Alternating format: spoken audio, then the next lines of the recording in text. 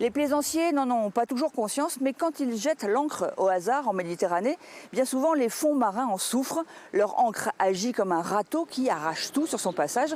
Alors pour contrer cet effet nocif, de plus en plus de zones de mouillage écologique ont été installées un petit peu partout dans la région. Exemple sur la côte Vermeille, en Roussillon. Chaque année, en début de saison, un gros chantier sous-marin se déroule dans la baie de Perfit à Cerbère. Pendant quelques jours, des plongeurs professionnels travaillent sous la surface.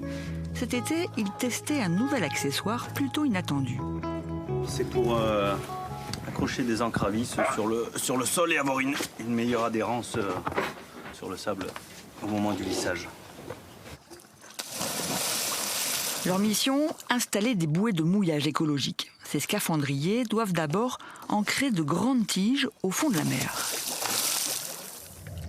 Les crampons de foot leur servent en fait à marcher sous l'eau sans glisser dans le sable. Une fois les vis fixées, on y attache une corde reliée à une bouée en surface. Mais attention, la corde doit aussi flotter pour ne pas abîmer les fonds marins. Il ne faut plus que les lignes d'amarrage traînent sur le fond. Il faut redresser ces lignes avec des flotteurs de subsurface. Et aussi, on fait abstraction de tout ce qui est acier aux dépens du galva, car le galva ne rouille pas. On fera abstraction aussi de tout ce qui est outil hydraulique, puisque même bien entretenu, un outil hydraulique présente toujours des fuites insidieuses. Ce dispositif qui permet aux plaisanciers de s'arrêter le long de la côte Vermeille sans racler ses fonds doit évidemment avoir le moins d'impact possible sur la faune et la flore aquatique. Voilà pourquoi il faut réfléchir au type de matériaux qu'on immerge ici pendant l'été, d'autant que ces chantiers sous-marins se sont multipliés ces 10 dernières années.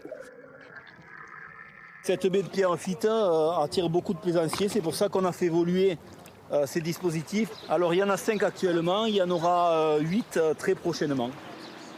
Le littoral compte désormais une centaine de bouées de ce type dans les endroits les plus fragiles. Les plaisanciers les ont vite adoptées. Vous préférez ça à la méthode à l'ancienne de jeter l'ancre? Ah, c'est beaucoup plus sécurisant. Après, c'est vrai qu'on n'a pas notre lieu, on ne choisit pas notre lieu comme si on jette l'ancre, mais c'est beaucoup plus sécurisant pour les personnes à bord et le bateau. Mais l'essentiel se passe en dessous, car tout cela, c'est pour protéger nos prairies sous-marines. Les herbiers de Posidonie grouillent de vie, tout à la fois lieu de ponte, nurserie, garde-manger. Ils viennent du fond des âges. Ces plantes miraculeuses ont survécu au pire cataclysme depuis l'époque des dinosaures.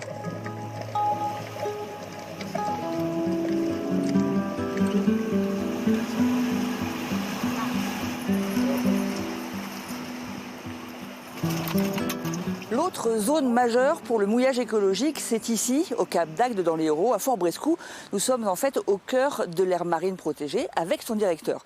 Renaud Dupuis de la Grand Rive, vous avez à peu près 15 ans d'expérience sur ces bouées écologiques. Qu'est-ce qu'on peut en dire aujourd'hui? Qu'est-ce qu'on sait? On sait que ça marche bien.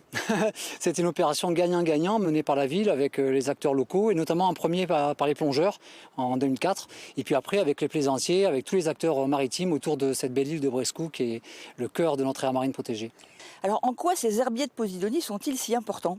Déjà, ils sont uniques en Méditerranée, on ne les trouve qu'ici. En plus, ils ont un rôle sur la reproduction, sur les nurseries, sur l'alimentation. Ils ont un rôle aussi de stockage du carbone, qui est quelque chose qu'on connaît aujourd'hui, qui permet de lutter contre les effets de serre.